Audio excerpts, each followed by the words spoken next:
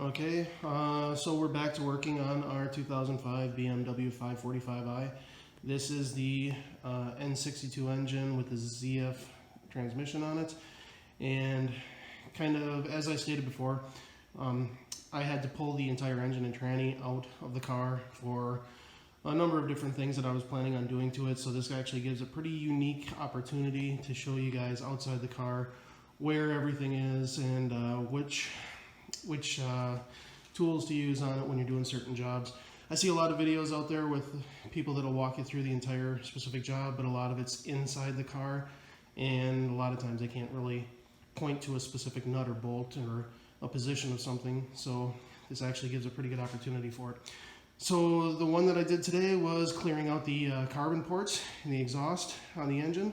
Common problem, builds up over time. You get these secondary air valves on the back, and you have a couple of tubes. There's one on each side, passenger side, driver side, that attach the secondary air valve down into these channels, which go down into the exhaust ports. So you get carbon buildup on the inside of those tubes. Those check valves get brittle over time. They can cause an issue. You get carbon buildup inside your tube here, inside the ports that are inside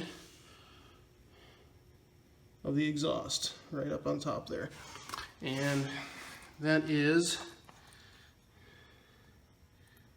a 10 millimeter bolt or 10 millimeter socket to remove those. Makes it nice and easy, just butts right up on there. And then on the other end, there's an O-ring that's supposed to go on there. Mine actually became very bad over time, so I'll be replacing that on both sides. And then to clean out the actual long tube, AGA has got a tool out there, a flexible brush.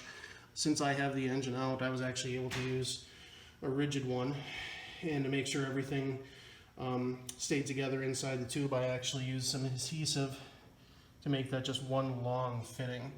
I tried a couple of different brushes. I tried the nylon one to start off with, make it as gentle as possible. That didn't really seem to work that well.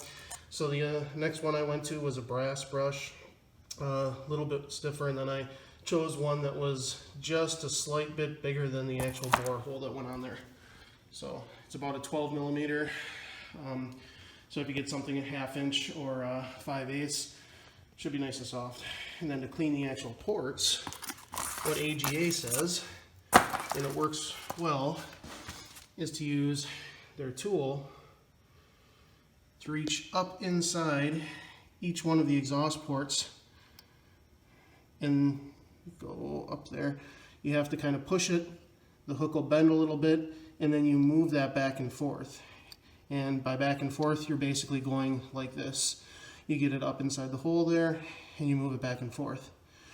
So that's what a lot of the videos that I saw said. Kind of a pain to do in the car.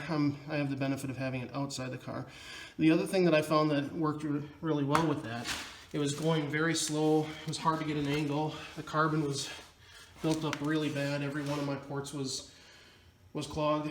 So what I did was I actually went out, got some throttle body and intake cleaner, which actually has a component in it that breaks down not the carbon itself, but the gums and everything that form around it and hold it together. And then instead of having a straight tube, I bent it so that you get a nice little hook out of there, and you can actually stick it up inside and aim it inside those barrels. So I would squirt a little bit in there, then I'd use the tool, work it back and forth, and then you could push this far enough right straight back where the hook came out of that little port. You could leave it in there, and you could get the can in there and spray a little bit of cleaner up into the hole. And that made it go a lot faster. It actually softened up really nice after that. And if you squirt some inside that tube, especially if you still have your other component hooked up, it'll actually hold it in there if yours were clogged as bad as mine. And it seems to work on it from both sides. So I have a feeling that it was the carb cleaner or the intake cleaner that got to my O-ring, but it definitely made getting those ports clean a lot easier. It ended up taking me, I don't know, probably an hour. So 2 ports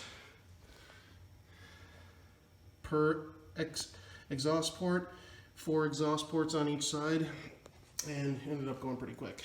So I'll continue on with the next video in a little while. 2005 BMW 545i N62 engine. Seems like a pretty simple little video, but as I mentioned in a lot of my other stuff, I had to have the engine out of the car, so pretty much filming everything, just if nothing else, so people that don't pull the engine actually have an idea of what things look like in the back when they're working around some tight clearances. Secondary air system, I had a couple of valves that went back here. I got the intake manifold off. The valve actually sits here on the passenger side, here on the driver's side, and then there is a tube that actually runs down and connects from where our check valve will sit. There is a 10mm socket that removes the bolt there.